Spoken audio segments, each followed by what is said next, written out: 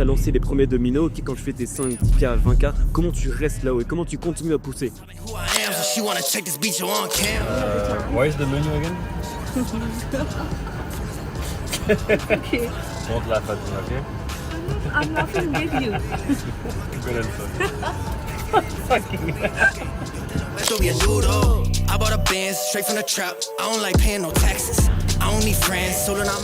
Un sacré plaisir d'avoir beaucoup de place. Salut les gars, c'est Roman du futur. Cette vidéo en fait elle a à peu près 2 ans. Mais quand je suis retombé dessus, il y a quelques jours, je me suis dit tiens c'est intéressant les réflexions que j'avais à ce moment-là. Et je voulais vous le partager, simplement.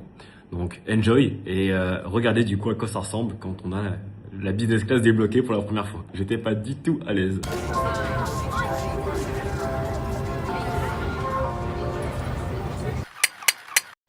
C'est ça qui est génial, c'est que là c'est privé, c'est-à-dire que je vais pouvoir poser ma caméra ici et faire des vidéos pendant 9 heures de suite.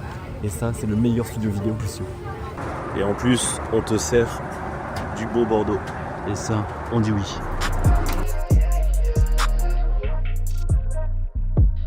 I'm trying to take it as high as it go. I've been by the code, you know how I be. I am a product of putting my curses to rest on my family tree. Can see growth, they tell me they free but they work for the man. I can't be. Aujourd'hui je voulais faire une vidéo parce que après avoir travaillé avec plus de 1000 entrepreneurs, 7 ans d'expérience d'entrepreneuriat, 4 dans l'accompagnement d'entrepreneurs à succès. J'ai identifié des paradoxes et des nœuds mentaux que je veux te mettre devant les yeux qui peuvent te bloquer dans le scaling de ton activité. Ce sont des réflexions et des contradictions qui sont dans tes croyances, dans tes pensées, qui t'empêchent d'avancer dans ta vie, dans le scaling de ton entreprise. Et si tu arrives déjà à les identifier, tu as fait 80% du travail.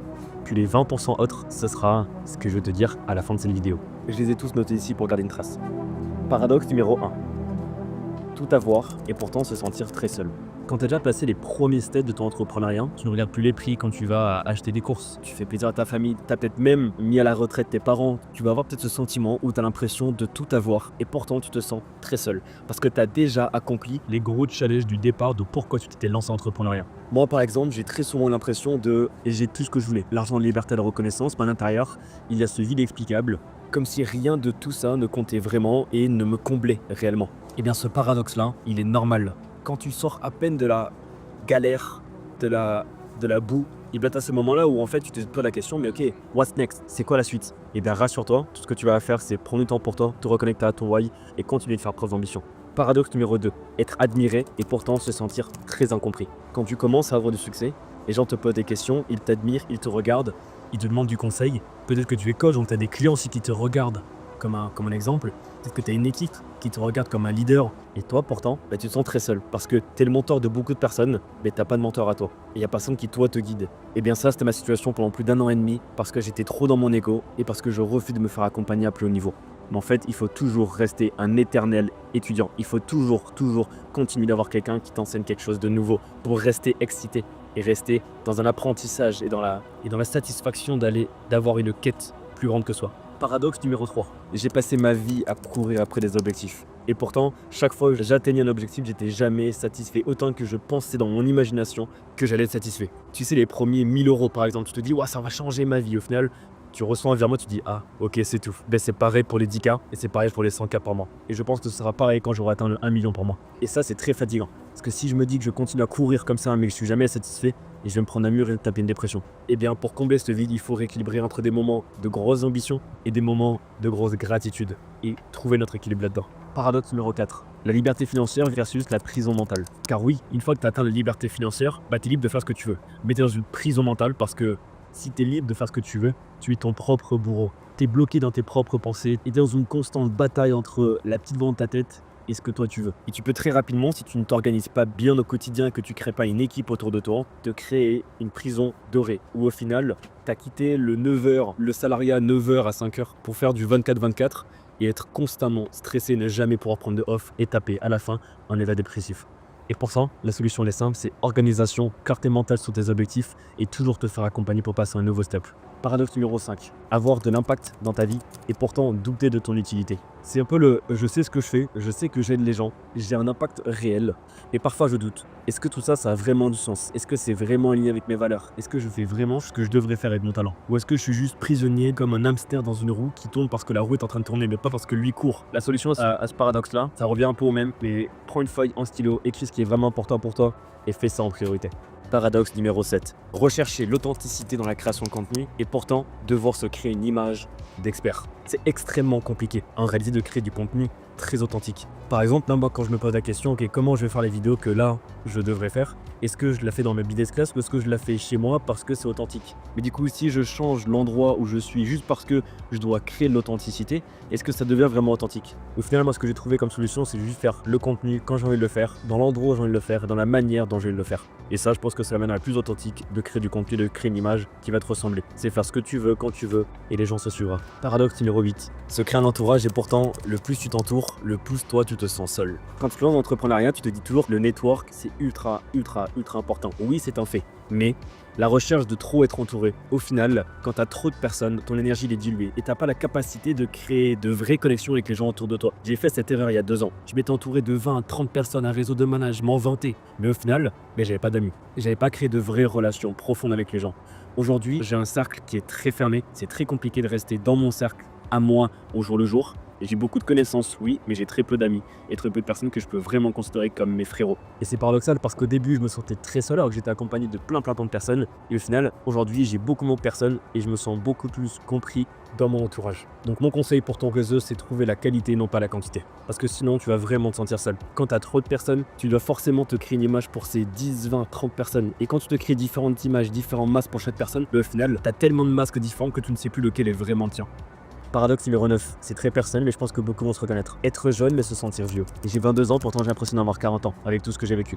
À 17 ans, j'ai quitté l'école, j'ai pas mon bac. J'ai créé plusieurs entreprises dans plusieurs pays différents, avec du business local, du business en ligne, du business de service, du business de formation. J'ai fait mon premier million d'euros en 31 mois entre 2020 et 2023. J'en ai aujourd'hui généré plusieurs sur plusieurs sociétés. J'ai des associés, j'ai des locaux en France, à Toulouse et en Indonésie, à Bali. Je suis devenu parachutiste, donc je peux sauter tout seul dans l'avion. Je fais du sport de combat, j'ai fait de la moto. Bref, j'ai fait tellement de choses, j'ai vécu tellement de choses, j'ai accompagné des centaines d'entrepreneurs à développer leur boîte. Certains aujourd'hui font plus de 100K par mois. Dans MRR, t'as combien là? 120 à 150, tu vois, sans rien faire. Vraiment sans rien faire, sans prospection. Bref, j'ai tellement vécu de choses, j'ai tellement enseigné aussi dans ma vie ces 4 dernières années que je me sens vieux. Et pourtant, je suis très jeune. Et ça peut, du coup, régulièrement me mettre dans une bascule de « Ok, mais qui est-ce que je devrais être? Est-ce que je devrais pousser cette intelligence et ce rôle-là de je suis quelqu'un de mature, de je dois être un homme, je dois fonder une famille, je dois être un bon mari, etc. » Cette figure-là que moi j'imagine comme un homme. Ou alors je devrais aussi accepter des fois que « Frérot, j'ai 22 ans, je devrais aussi pouvoir m'autoriser d'aller en Thaïlande, à Bangkok et faire n'importe quoi avec mes potes. » Et je pense que ça, beaucoup vont se reconnaître. Et personnellement, j'ai décidé de vivre aussi selon mon âge à moi et accepter que j'ai 22 ans. Ne pas me mettre la pression de j'ai 35 ans, j'ai 40 ans, je dois finir le jeu maintenant. Parce que la réalité, c'est que moi, pour en arriver là aussi jeune, j'ai sacrifié une bonne partie de mon adolescence. Paradoxe numéro 10. Avoir réussi très tôt, ça revient avec le paradoxe numéro 9. Avoir réussi très tôt et du coup ne plus savoir quoi viser. C'est flippant, je vous le jure, de réussir aussi tôt dans la vie et aussi vite. Parce que du coup, tout va tellement très vite que tu ne sais plus quoi viser. Et tu te retrouves à viser des trucs qui ne sont pas dus à toi ce que tu as envie, mais ce que la société veut de toi. Et j'ai eu la sensation d'avoir ce truc de parce que je suis devenu riche, je dois être en business class. C'est pour ça que je ne l'ai pas fait trop tôt. Parce que je ne voulais pas rentrer dans une relation toxique aux objectifs et à la croissance et à mon développement avec des pensées qui auraient pu venir de vu que moi, Romain Covert, j'ai réussi, je dois montrer que j'ai réussi. Et donc je vais dépenser des thunes et claquer juste parce que je suis censé le faire. Donc non. Et j'ai pris le temps de, est-ce que moi j'ai envie de le faire? Est-ce que moi je vais apprécier l'expérience? Et du coup oui, j'ai payé ma business class et je ne voyagerai plus en éco pour ça. Mais je pense que c'est ça qui me permet de garder la tête froide. C'est de, dans tous les résultats, ne jamais écouter ce que les autres attendent de moi en termes de lifestyle, mais vraiment le faire pour moi. Et ce qui compte vraiment pour moi. Paradoxe numéro 11. Fuir la norme versus devenir la norme. Quand tu es entrepreneur, tu recherches d'abord à fuir la norme de ton entourage. Mais tu cherches aussi à devenir la norme de ton nouveau cercle. Par exemple, tu veux quitter ton environnement de base où personne n'est entrepreneur. Et tu veux rentrer dans un cercle où tout le monde est entrepreneur. Et dans ce cercle-là, tout le monde fait au moins 10 cas par mois. Du coup, tu recherches à être comme eux. Tu recherches cette nouvelle norme-là. Et donc dans un sens, eh ben, tu quittes une norme pour entrer dans une autre. Et je trouvais marrant de le noter. Une garde bien l'équilibre de ne jamais oublier d'où tu viens pour ne pas perdre les pédales. Paradoxe numéro 12. On recherche tous l'équilibre. Et pourtant, pour réussir, il faut une obsession et accepter d'être extrêmement déséquilibré durant un temps. L'équilibre ne vient pas du fait d'avoir des tranches horaires qui soient vraiment définies.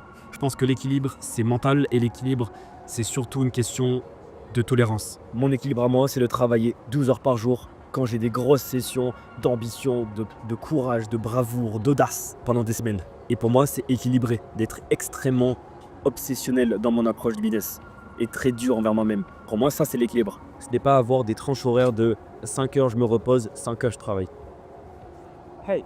Bon, il est temps de jouer parce que, comme vous l'avez vu, je viens de me faire interrompre par l'hôtesse de l'air parce qu'on est en train d'atterrir. Je suis en train de rentrer de Bali. Je vais en France avec ma mère pendant quelques semaines, profiter de bon temps. N'hésitez pas à me contacter en DM pour parler de ces paradoxes-là. Et j'en ai encore une belle liste, si ça vous plaît. J'en ferai une vidéo numéro 2. Ça y est, arrivant en France. Putain, quel accueil! Mais quel accueil! Allez, on accélère un petit coup. Oh, ça rase! Putain, ah! Là, je suis en train d'illustrer le confort dans lequel tu vis. Et en plus, il est beau gosse avec sa doudoune et tout. Putain, qu'est-ce qu'il est beau. Tiens, j'ai bien pris la vidéo avec la plaque. Comme ça, il y a l'excès de vitesse plus la plaque maintenant.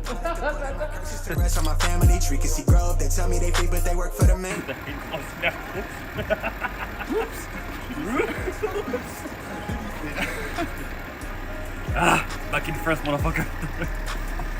Oh, il est trop tôt.